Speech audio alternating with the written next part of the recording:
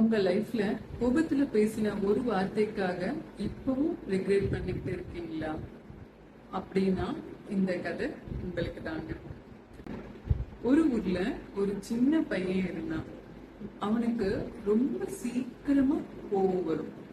யாராவது ஏதாவது சொன்னா உடனே ஆர்ஷா அவன் பேசிடுவாங்க. ஒரு நாள் என்ன ஆச்சுன்னா, அவனோட அப்பா அவனை கூப்பிட்டு ஒரு மரப்பலகையும் சில நெயில்ஸும் கொடுத்தாரு.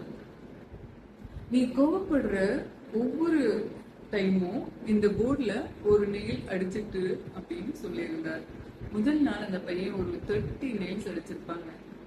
ஆனா நாளுக்கு நாள் என்ன ஆச்சுன்னா, அவன் கோபத்தை கண்ட்ரோல் பண்ணிக்கிட்டு ட்ரை பண்ண ஆரம்பிச்சான். ஸ்லோவா நெயில்ஸ் அடிக்கிறதும் குறைய ஆரம்பிச்சது.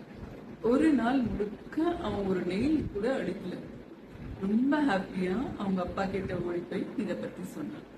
அப்போ அவங்க அப்பா சிரிச்சுக்கிட்டே, இப்ப நீ அடிச்ச எல்லா நெயில்ஸையும் ஒன்னொன்னா ரிமூவ் பண்ண அப்படின்னு சொன்னார். சில நாட்கள்லயே என்ன ஆச்சுன்னா, எல்லா நெயில்ஸுமே எடுத்துட்டாங்க. அப்பா அந்த போர்டை காட்டி, பாரு நெயில்ஸ் போயிடுச்சு, ஆனா ஹோல்ஸ் இன்னமும் இருக்கு. அதே மாதிரி கோபத்துல பேசுற வார்த்தைகள் மறந்தாலும் அது மனசுல ஒரு பெரிய காயமா விட்டுடும்.